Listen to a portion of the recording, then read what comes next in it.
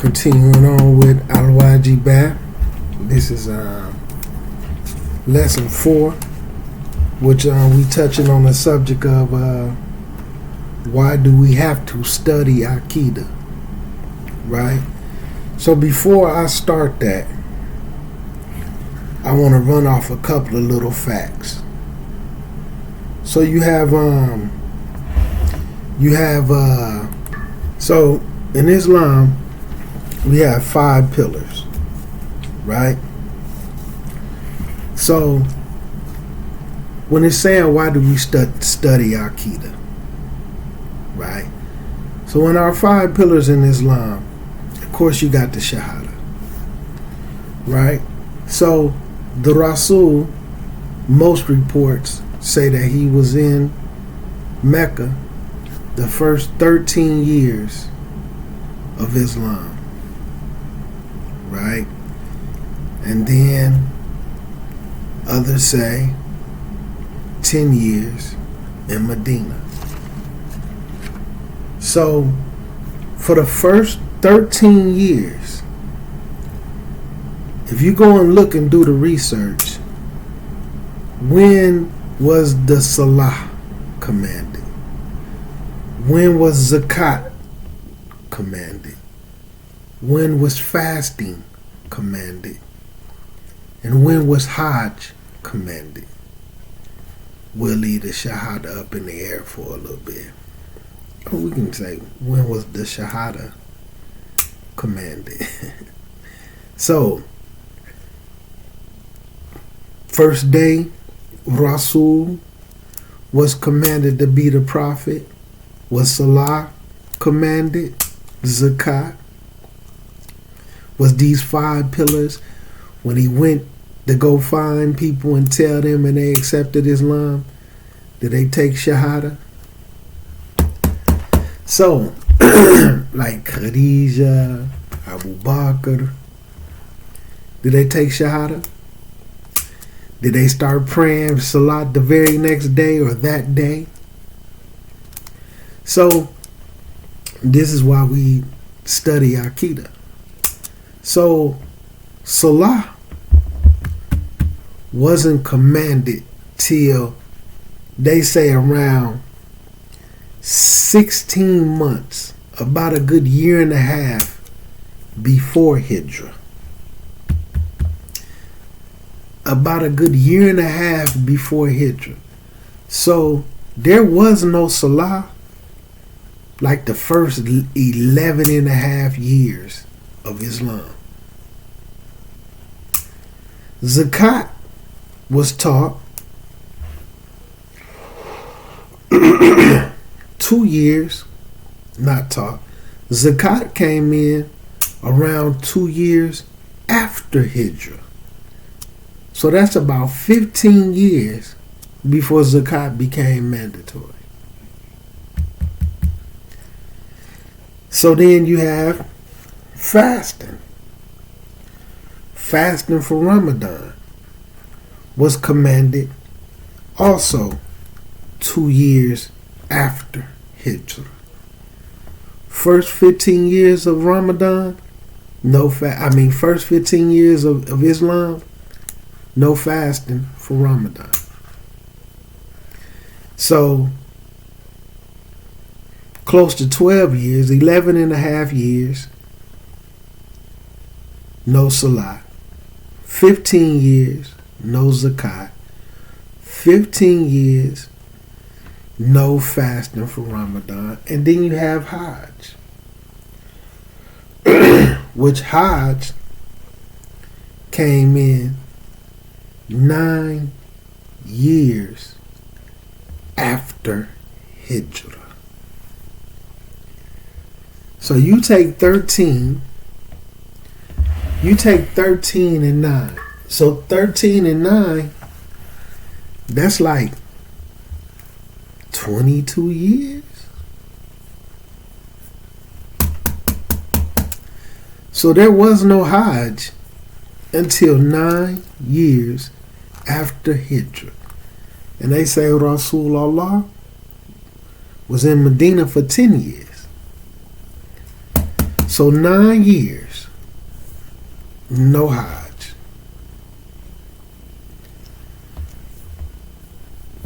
So my point is,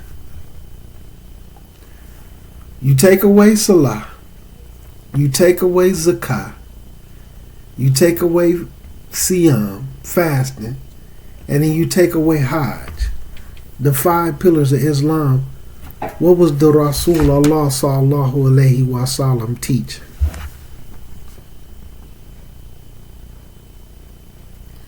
You take away those certain things right there. Salah, Zakah, fasting, Hajj. We ain't gonna take away the Shahada. You take away those things, how do you be Muslim? How does one be Muslim when you take away those things? Because now, if you call yourself, if you Muslim, and you not making Salah, you not paying Zakat, you not fasting for Ramadan, you can afford to make Hajj, and you don't make Hajj or Umrah. What do they call that? They call it not practicing. Right? They refer to that as, I'm not a practicing Muslim. They call that, I'm not a practicing Muslim. So, when you take those things away, what was being taught? Was there fiqh of the Salah? Fiqh of Zakat? What was being taught? Now, of course, some people would say that for the first 10 years, the Rasul was calling to Tawheed, or 10 years out of that 13, the Rasul was calling to Tawheed. And there's something I'm going to speak on, which a lot of people never even speak of. And if you read like Tafsir Qurtubi, Ibn Kathir did a biography on the Rasul with Isnad.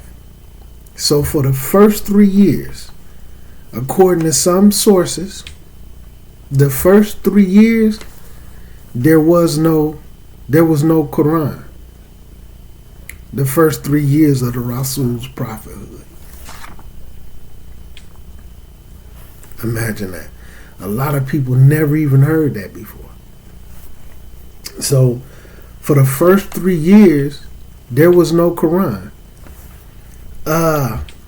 It was, so, Israfil was in charge of the Rasul's prophethood for the first 3 years, before the angel Jibreel. So one of the reasons why the Rasul was in the cave when the angel Jibreel came and told him to recite, he used to, when Israfil was dealing with him, he used to go to the cave and do different things so that revelation would come to him. So those 3 years, then the next 10 years, he called the Tawheed. Then some people say, I've heard some people say that Tawheed, the reason why he taught Tawheed the first 10 years, because coming up to the last 3 years, then Salah came in. So that's when Ibadah came in. Some stuff I've heard people say. Y'all may have heard it. I never came across that. But I've heard people say things like that. So my point is, when Israfil was with him, they was working on manners, etiquettes, deeds, right? And preparing him for prophethood. Then when the angel Jibreel came, now revelations in the form of hadiths, astaghfirullah, Quran al-Kareem is coming. So You got all the way up to 11 and a half years, no Salah. So what was being taught? How to be opposite the disbelievers. Not just who was disbelievers from whatever region you're in. In America, the Christians was heavily.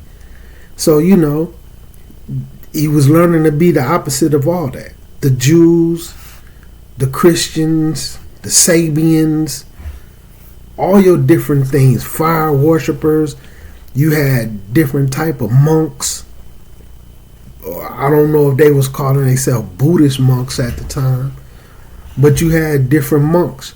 When you get into the hadiths, that's one of the reasons why yellow, a certain particular type of yellow oranges, wasn't permissible or was ordered to not be worn, because the monks, even to this day, they still wear that mustard yellow type uniform.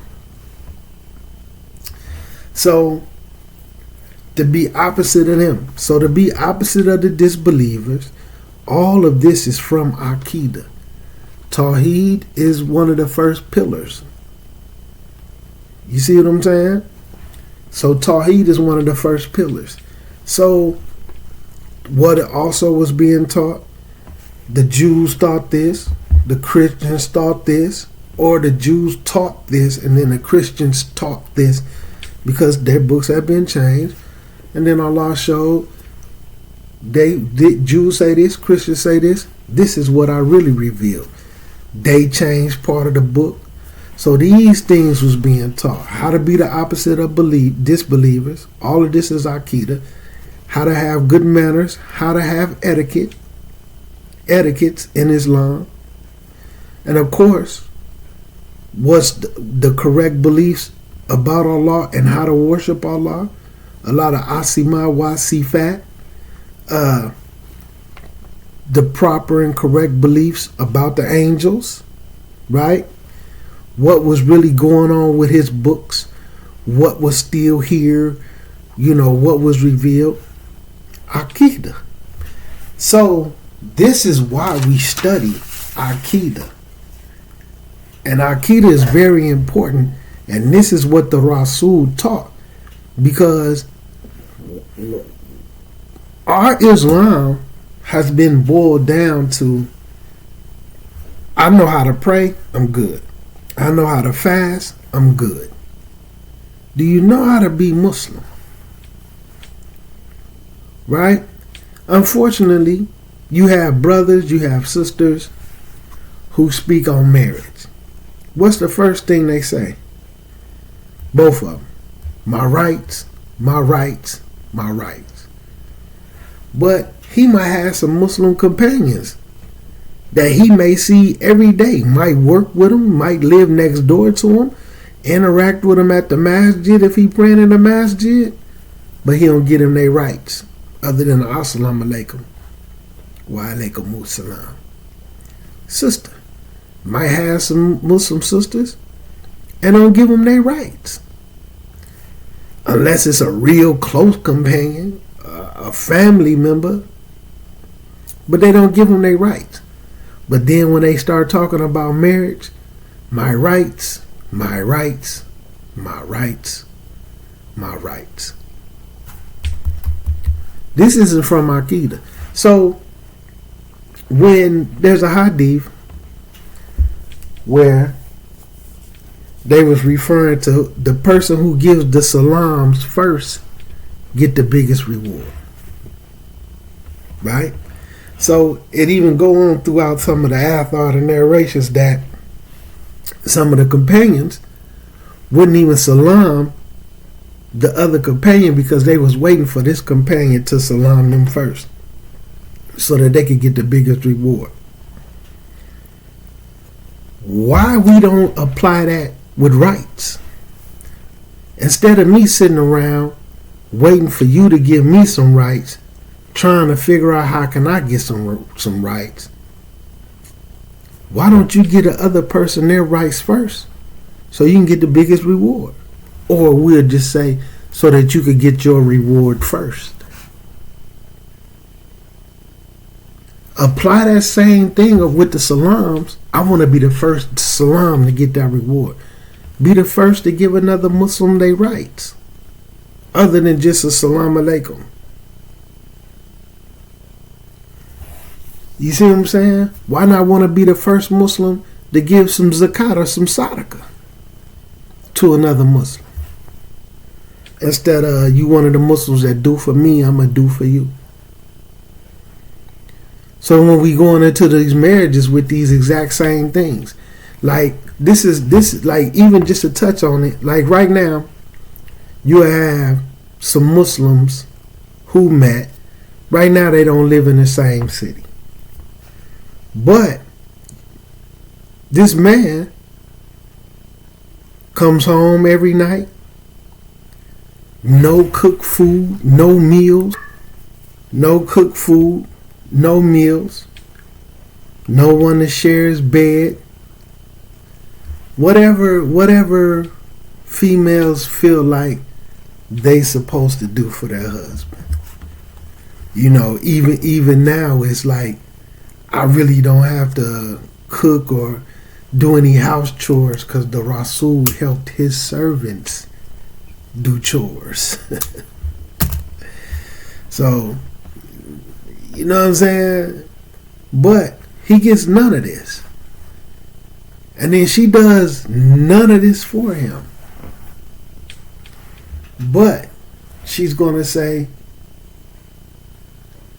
you're supposed to be taking care of every last one of my expenses. You ain't paying all my bills. You ain't giving me my rights. You not paying my phone bill. You not giving me my rights. You ain't buying my deodorants and female needs type things, jewelries and hijab pins. You're not giving me my rights. You no good, don't understand the deen, brother. But what rights is she giving him?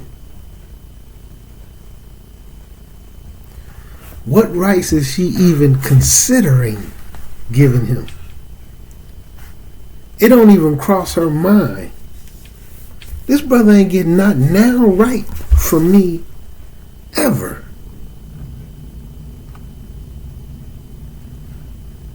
The only thing in her head, especially, you know, in some cases where due to certain income situations, her bills might be about $200-300 a month. But she telling it, you know what I'm saying, she putting 10 on the 2, as we used to call it in the streets. Her stuff $200, she saying it's $1,200.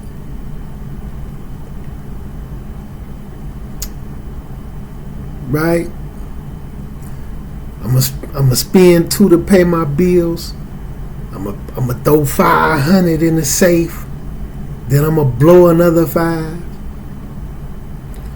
Put $500 up, that way when, if he divorced me, I can rebuild. Things I've heard. But when does the mentality come in on both parties? Let me give them their rights first. If they don't give me my rights, if I don't give them their rights or whatever, Allah, our reward is with Allah. Let me give them their rights first. Just like with the salams. So these is the type of things that's from the correct Aqeedah. And this is why we should be studying Aqeedah.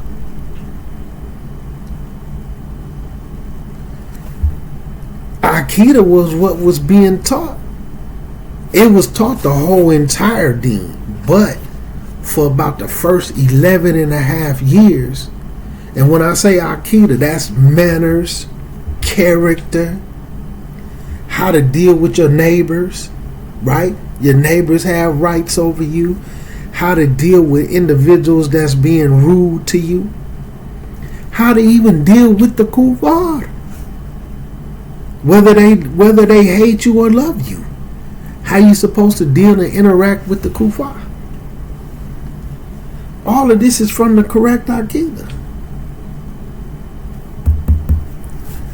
You understand? So this is why Aqeedah should be important to us. But not just the terminology. Oh, you gotta have the correct Aqeedah. Okay, alhamdulillah. How do we implement Aqeedah? Just make sure it's the correct methodology from the minhaj. What does that mean? How do you do that? You know. So this is why Aqeedah is so important. For the first 11 and a half years, that's all it really was.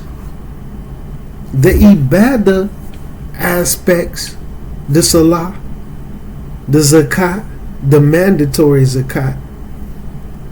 Now, even until, so there wasn't even 2 Eids, or Eids, however a person needed to be pronounced. The Eid, the Eids. And then when fasting came in, it was only 1 Eid. Because the next one came for Dhul Hijjah. So Siyam wasn't around for the first 15 years for Ramadan. So there was no Eid for the first 15 years. Then Hajj came in around the 22nd, 21st, 22nd year, depending on the months. It wasn't even no Eids.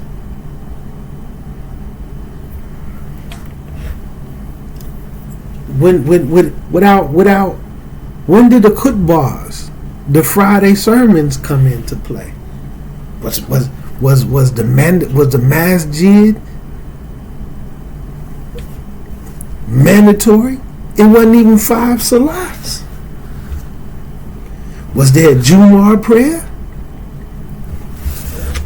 Was there a Jumu'ah prayer? But these individuals knew how to be Muslim, man. They knew how to be Muslim. They knew how to interact with the kuffar. They knew how to interact with the munafiqun and all different things. But like when you start to deal with the Quran, which is a beautiful thing, and start to look at all the ayats about the munafiqun that came down, you will start to realize the munafiqun that was Muslims, you will see those ayats started to be revealed in Medina. After the Hijrah, after certain things started coming into play. And then you start to see, when you learn how to break the Quran down like that, and you get in them classes, you'll start to see that a lot of the ayats about the munafiqun was revealed in Medina after the Hijrah. Interesting, right? So this is why Aqeedah needs to be studied. So just to finish where we left off in the book about why we should be studying Aqeedah, it says, and the Most High says, but if they had joined in worships other with Allah, all they used to do would have been of no benefit to them. You up on some shirk? No matter what your deeds looking like, no matter what you got going on, it's not going to benefit you at all. If you associating people, if you associating anything, joining anything in worship with Allah. So, and what is meant by al-Aqeedah, al-Iman, and at-Tawheed,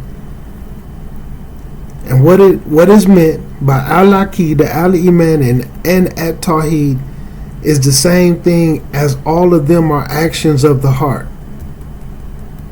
Right? Now some can ask the questions. We'll leave that alone.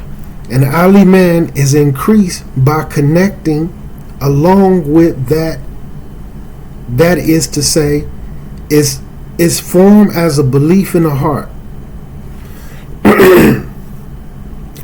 Al-Iman is increased by connecting along with that is to form as a belief in the heart, and that it also comprises the saying of the tongue and the actions of the limb. Heart, tongue, limbs. Right? This is al-Iman. What's in the heart, what comes off the tongue, and what's on the limbs. Right?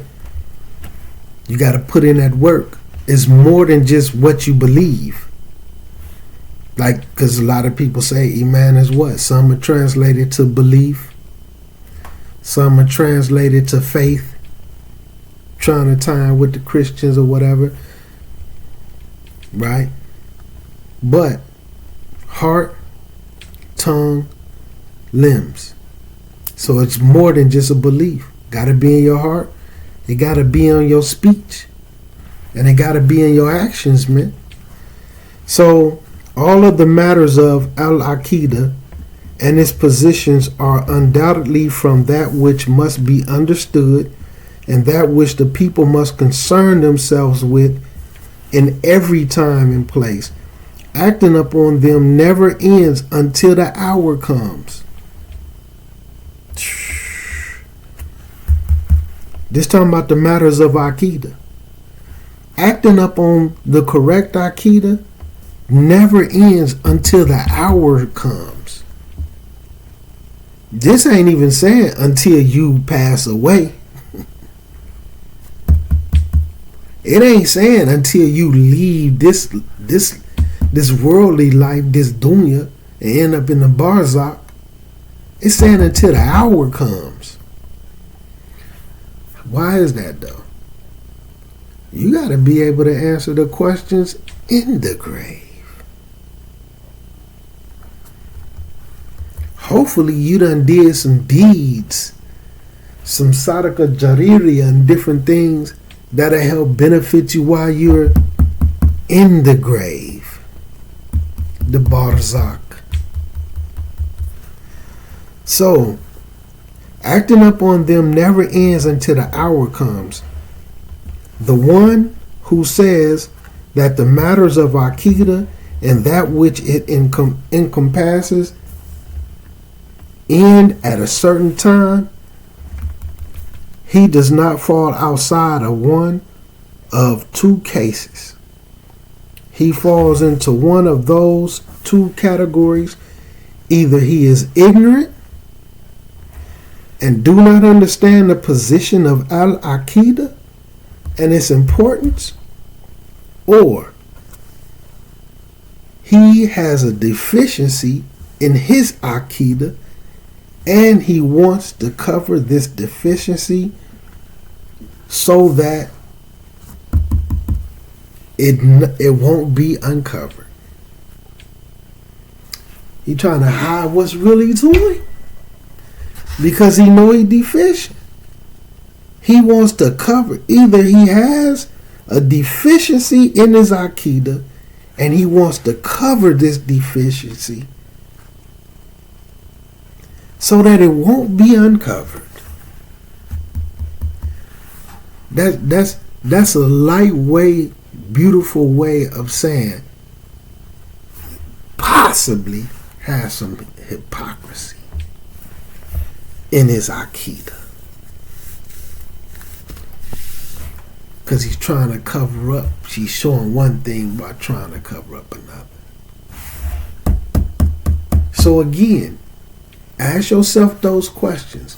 If Salah didn't come in until the first around 11 and a half years of the deen, Zakat and fasting, the first around 14, 15 years of the deen, Hajj, first 21, 22 years of the deen. How do you be Muslim? How do you implement Aqeedah? They was doing it. They was learning it. What's up with your mannerism? What's up with you giving your brother and your sisters their rights properly? What's up with the marriages?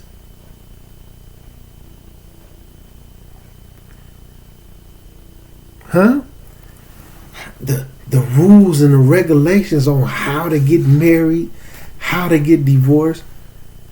Do you know how many people? Let me hold on 1 second. 1 second. Let me get a Quran. Let me touch this before I end. 1 second.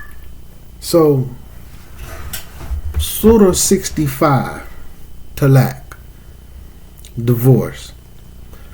This is from the correct Aqeedah, right? The deen in religion. So Surah 65, ayah number 2, about divorce. When they have approached the end of their waiting periods, if that, either retain them on equitable terms or part with them on equitable terms. Call to witness two just men or two women and one man, or four women and no men. You know, two women is equal to one man in witnessing. So just witnesses, right? However the amount that you need from among yourselves, and give honest testimony for the sake of Allah. And this is an admonition or exhortation for those who believe in Allah and the last day, and whoever fears Allah, He will grant them a way out from difficulty and will provide for them from where they do not expect. So, out of a lot of people, when you get that divorce, how many have two witnesses? Now this is from Asahdi. I'm going to read the tafsir. When you take that person back, how many have had two witnesses? Correct Aqeedah. Let's look at the tafsir where it says, call to witness the divorce or the taking back of the wife. Call two witnesses for the divorce, and or if you're taking them back, and the taking back of the wife. Two just men from among you, or four women, one man, two women. That is, two Muslim men of good character, because this calling to witness closes the doors to disputes and prevents either of them concealing that which they have disclosed. You know how many times, man, I done seen people argue over whether they was divorced or not, trying to play trickery and fool Allah. They done got mad at each other. They done said some things. Now they divorced. Now they want to come back, but they don't want to count that one divorce. Or they done did it enough times. Now it's the third time, and they want to try to erase it out. Oh, well, I never said this. And now they playing with Allah Azza wa Jal. And Allah Azza wa Jal is saying, man, this is it's an admonition in the ones who don't call those witnesses for the divorce or the taking them back. Then they get in the mix, and then, you know, they get back in the mix and then want to say, sister might be interested in somebody else now. Brother, you ain't take me back. I ain't come back to you. Right? Or he might say, he might be in a mix with somebody else and I never took you back. So, correct Aqeedah, get them 2 witnesses, man. Now this surah was revealed in Medina. So sometimes that right there, a person who's into the tafsirs and different things, and say, why these certain type of rules on divorce and stuff didn't start happening until Medina.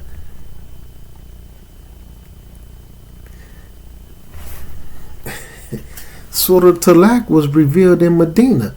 So it's safe to say that had to be after 13 years. Now in Surah Al-Baqarah, I mean, you know, there's things there too, but like these particular rules and certain things happen in Medina. What started happening? You know, just to leave it out there. So just to finish this up.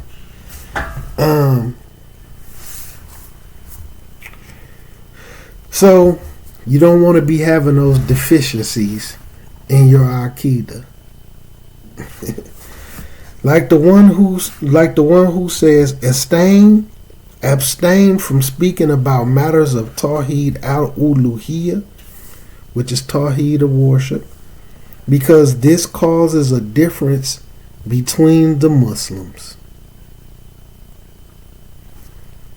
Like the one who say, abstain from speaking about the matters of Tawheed al-Uluhiyya, Tawheed of worship. The Tabligis. Tabligi Jamaat. But anyway, like it says, individuals who say quit talking about these type of things because this causes a difference between the Muslims. Tabligi Jamaat. A lot of people have to understand with Abdul Wahab, some of the books he was writing, his main obstacle or oppositions was the Tablighi Jamaat. The person who started the Tablighi Jamaat intentions was to stomp out him reforming, Abdul Wahab reforming Islam. That's why they refer to it as Wahhabis. That was his ops, the Tablighi Jamaat. And that's why to this day, all the way down to right now, the Tablighi Jamaat don't like the Salafis. They call them Wahhabis because of Abdul Wahab. They don't like their call because Abdul Wahab was what? He was a reformer. He started calling, not to something new, he started calling people back to the Quran and the Sunnah with the correct understanding. Now imagine that. You calling people, because there's so much bid'ah and there's so much misdoing going on, and you step up to reform the Muslims and call them back to Quran and Sunnah and Ijma'. And then you have opposition. And your opposition was the beginning of the Tablighi Jamaat. Look at the history. Go look at the history. And that was one of the reasons of them going out, the start of them going out 40 days and traveling, because they wanted to stomp out the message of Abdul Wahab. So in some of his books, which this is written by Abdul Wahab, and this one was put in a classroom form where you could take tests and exams, right? And pass and be able to teach obligatory matters. So in his books, you will see certain little references towards him refuting the Tablighi Jamaat when you know what you're looking at. So right there when he's saying, like the ones who say, don't be speaking about the matters of Tawheed al-Uluhiyya, because they have some deficiencies in Aqeedah. They don't even use the term Aqeedah. That's Wahhabi stuff. now you're starting to hear some of them starting to say it because the terminology is starting to be made popular. There's a Tablighi Jamaat here, so I've been dealing with them. Like they won't even use the term Salaf. So to try to be slick and try to keep that way in, they'll say the companions. So a lot of people don't know the Tablighi Jamaat. That was their aim, their goal, to stomp out the call of Abdul Wahab. So again, so you'll see him saying certain things, refuting some of these groups who started to get the groundworks, or they came into existence to stop what he was doing. You reforming the Muslims and they got a problem with that? And then you have other people, because wars broke out. So then you have people who come out and say he was a murderer, he started killing Muslims and all this and that. Wars broke out because he was the one under the attack. It's just like right now. You can't call the person who defending theirself the attacker. And then just because he happened to come out on top with the knuckles, that made the attackers victims. You got to look into the history, man. So like he's saying, because they say don't talk about that because it causes a difference between the Muslims. Be content with speech concerning Tawheed al-Rububiyyah in lordship and confirming the existence of Allah. They repulse the atheists and the communists while not opposing the worshippers of the graves and the tombs. So don't speak about that because you offending the ones who's still worshiping graves and tombs. SubhanAllah. And like the ones who say abstain from speaking about the confirmation of the names and attributes of Allah, the Asharis, and refrain from refuting the ones who oppose them by negating them and interpreting them, and other than that, the Asharis.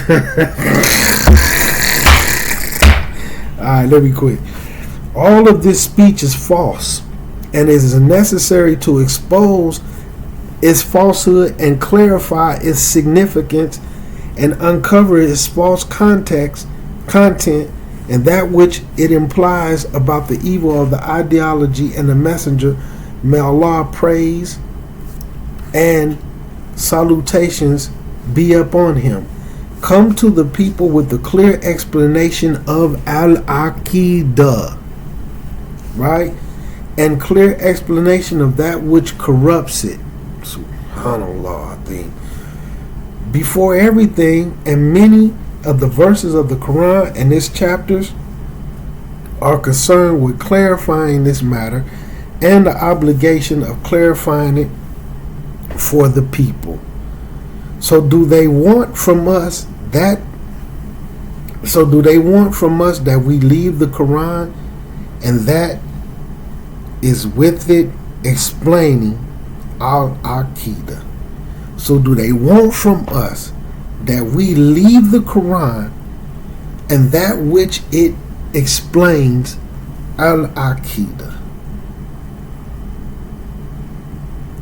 They just want to throw Aqeedah out because it's certain things they don't want to believe. Just like, for instance, for deeds to be accepted, this and that, where you got to have sincerity, right?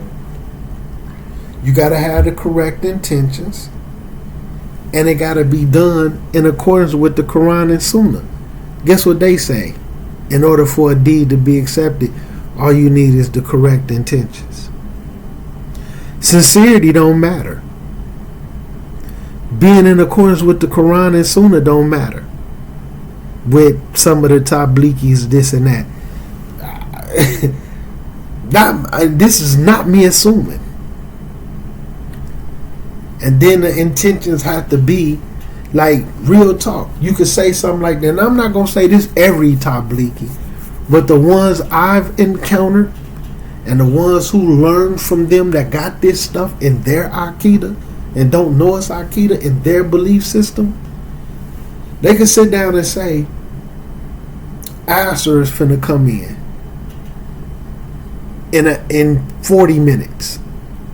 And then they can say, I'm finna lay down and go to sleep, and I know I'm not gonna get up for Asr.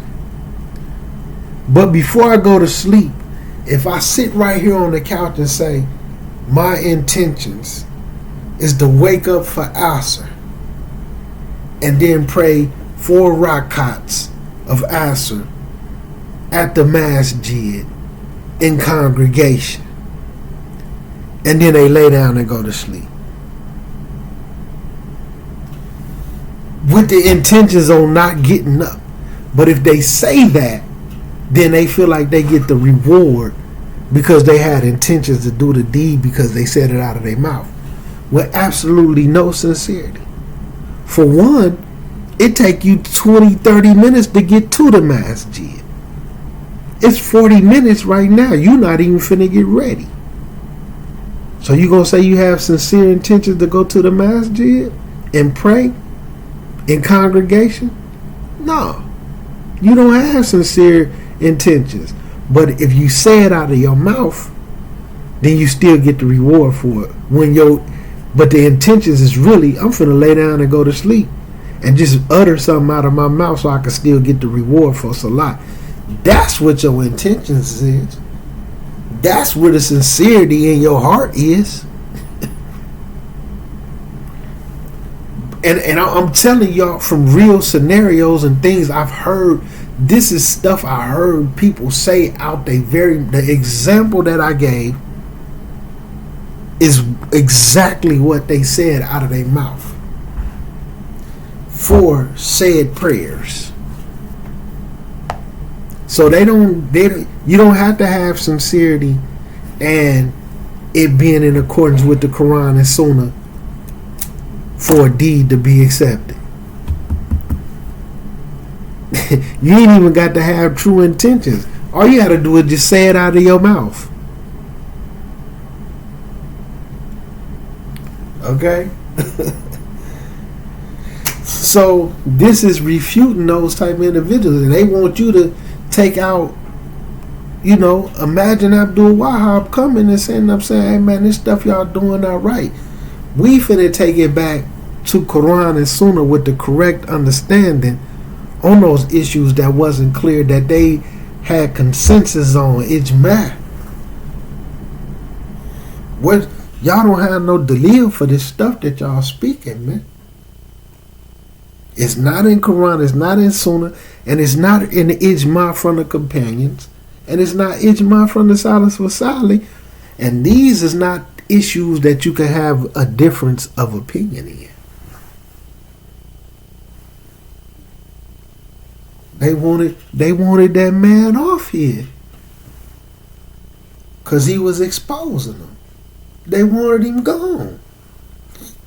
They created a whole entire jama'ah, a group that's floating around today with the exact same intentions till this day. But they might not call it that. Gotta know your history, man. So, Sheikh Fazan, may Allah preserve him, also said, when asked about what it is obligatory that a Muslim understands about his religion concerning belief and legislation, I'm going to stop there. And we'll pick back up on that with lesson 5, inshallah ta'ala. And then hopefully we could get more to the book, which we get into the book, but we adding different things that go in and bringing it to everyday life. With a lot of these marriages and these divorces and all this fitna that's coming up out of it, from those who got the right Aqeedah, from those who's got the correct minhaj or the Salaf or Salih, what's going on with all these bogus divorces and take backs and woo up the woos? What's happening? What Aqeedah and Minhaj is that from? Or is it not from the correct Aqeedah because it's not in the so-called 6 categories of Iman? Belief in Allah, belief in the angels, belief in the books, belief in the messengers. It's way more than that. It's so important that these things was taught before Salah even came down. Before Zakat even came down. We talking about almost 12 years of teaching this before Salat even came down. You think it take 12 years to teach somebody how to say belief in Allah, belief in the books, and then you have to get into the categories? Like, everybody don't believe that it's 3 categories of Tawheed. Sheikh al-Islam Ibn Taymiyyah and one of his top students, Ibn Qayyim al-Jawzi, they said it was only 2.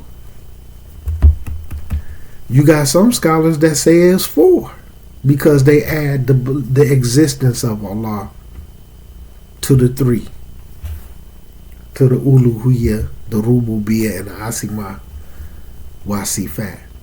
So they have 4. So you have to, you really have to, alhamdulillah, man. So I'm going to end there. Assalamu alaikum rahmatullahi wa barakatuhu. Any mistakes I've made came from myself and the shaitan, and everything that I said that was correct came from Allah Azza wa Jal al-Muqtadi.